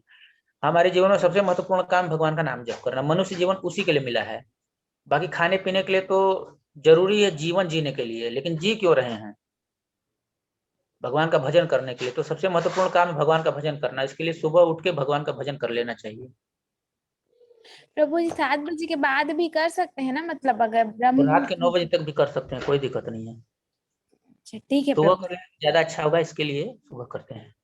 और कभी कभार मुझे मतलब घर से रिलेटेड मतलब थोड़ा टेंशन भी होता है, तो उसके लिए क्या करूं? और जप करने से हो जाएगा, टेंशन सबके जीवन में है। जप करने से शक्ति मिलती है समस्याओं का समाधान करने का। गीता पढ़ने से बुद्धि मिलता है। ठीक है प्रभु जी। हरे कृष्ण। हरे रोशन कृष्ण। कुमार जी आपको कुछ प्रश्न है? ठीक है। हरे कृष्ण प्रभु जी। हाँ हरे कृष्ण। प्रभु जी मैं फर्स्ट ईयर ड्रॉपर स्टूडेंट हूँ, तो कभी कभी आलस आता है और ध्यान भी इधर उधर भटक।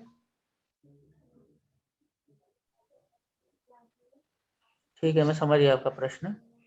तो देखिए आलसी सब लोग हैं, जो तमोगुण में रहते हैं वो आलसी रहते हैं, और मन भी भटकता है हाँ क्योंकि सबका मन अनकंट्रोल्ड है। तो आप पहले हाँ व्यक्ति नहीं है, सबके साथ यही समस्या है।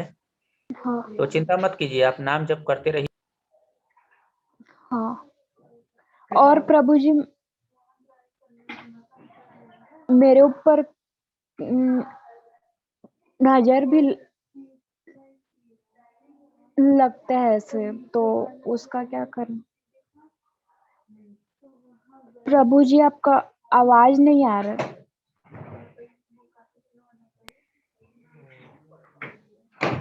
मैं कह रहा हूँ नाम जब करेंगे ना तो सारा नजर भाग जाएगा। हाँ हाँ प्रभु जी। ये टेंशन मत लीजिए, है ना, सब खत्म हाँ हो सब। हाँ भगवान का भजन करने से सब ठीक हो जाता है। हाँ हाँ ठीक। हरे कृष्ण। हरे कृष्ण हरे कृष्ण।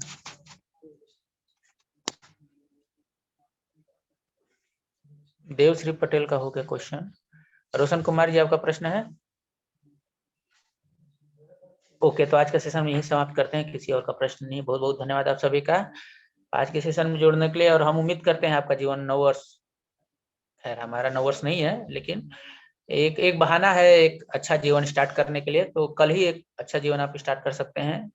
कल एकादशी है, और एकादशी जो होता है भगवान की कृपा रहती है, उस दिन भक्ति करने का शक्ति रहता है, भगवान की विशेष कृपा होती है। कल के दिन आप लोग अच्छा जप कीजिए, सुबह उठिए। और अगर किसी को कोई प्रश्न है तो ग्रुप चैट बॉक्स में नंबर पड़ा हुआ है, या अब ग्रुप में जरूर है, ग्रुप एडमिन से कांटेक्ट कीजिए। बाकी क्वेश्चन हम लोग बाद में लेंगे नेक्स्ट सेशन में। बहुत बहुत धन्यवाद। हरे कृष्णा। पहले आदमी बोल चुके थे, वो बोल रहे बात करने के लिए। हरे कृष्ण।